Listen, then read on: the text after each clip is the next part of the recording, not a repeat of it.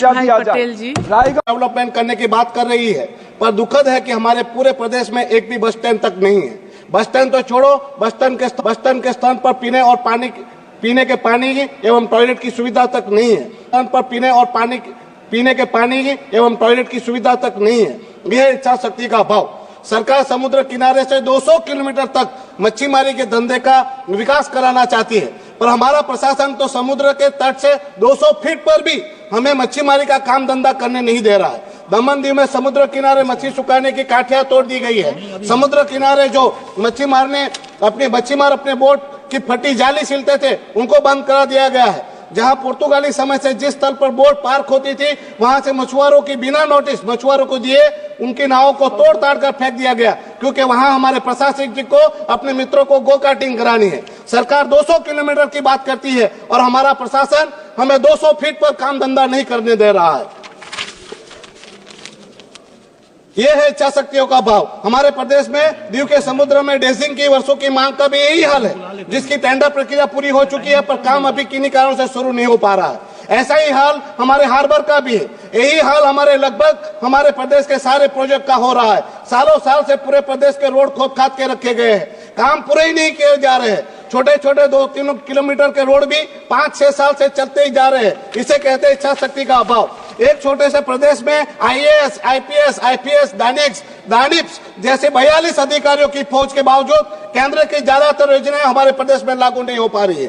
तो इतने सारे अधिकारी करते क्या है? हमारे पड़ोसी गुजरात का एक जिला में एक जिला जो हमारे पूरे प्रदेश से बड़ा है, वो जिला में केवल एक कलेक्टर और एक PI काफी है। तो हमारे प्रदेश में इतने सारे अधिकारी होने के बावजूद स्थिति बद से बदतर हो रही है।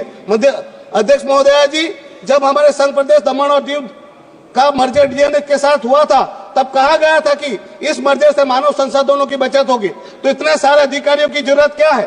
और पॉपुलेशन के हिसाब से भी इतने सारे अधिकारियों की जरूरत भी नहीं है।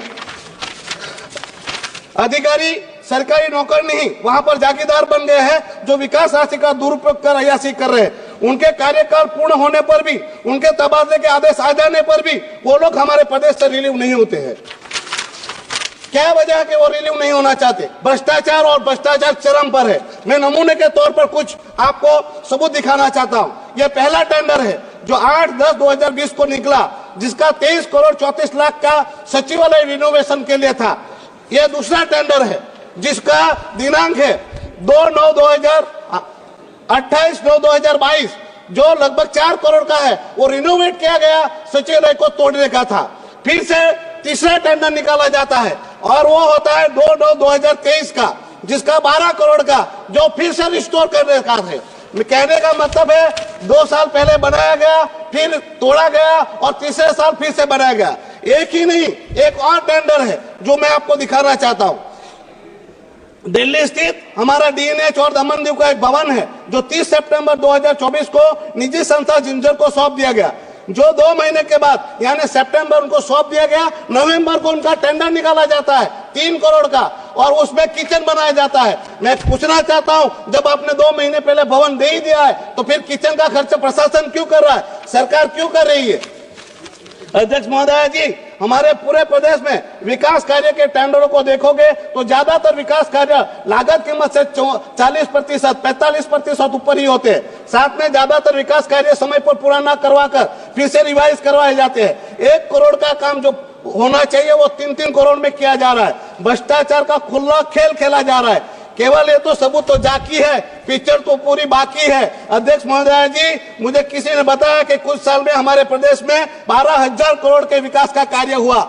मैं आपको दावे से कहना चाहता हूं, इसकी निष्पक्ष जांच हो तो 12,000 करोड़ में से 6,000 करोड़ का भ्रष्टाचार निकलेगा।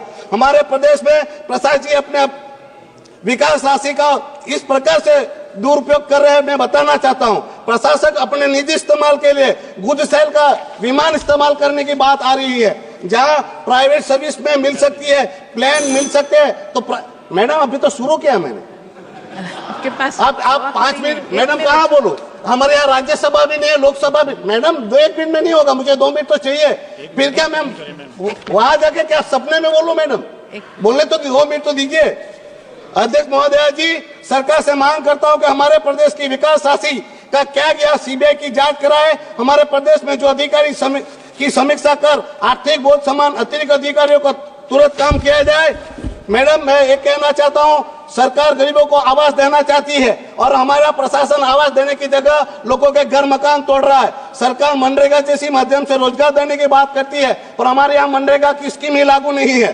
सरकार हेल्थ को लेकर काफी चिंतित है, पर दुखद है कि हमारे प्रदेश में सरकारी हॉस्पिटलों में मुफ्त में इलाज नहीं मिलते। स्वराज्य संस्थाएं मजबूत होनी चाहिए। हमारे यहाँ स्टेट असेंबली नहीं है, तो स्वराज्य संस्थाओं को मजबूत करना चाहिए। तो हमें 7-7 सालों से वहां पर फंड 3 दिए नहीं जा रहे। मैडम, सरकार की आय बढ़ानी चाहिए, पर हमारे यहाँ विकास राशि से भवन बनाया जाता है, सर्किट हाउस बनाया जाता है, प्रोजेक्ट बनाए जाते हैं और वही भवन निजी हाथ में सौंप दिया जा रहा है। मैडम, मैं सरकार से मांग करता हूँ कि सरकार इस सारी बातों की संज्ञान ले।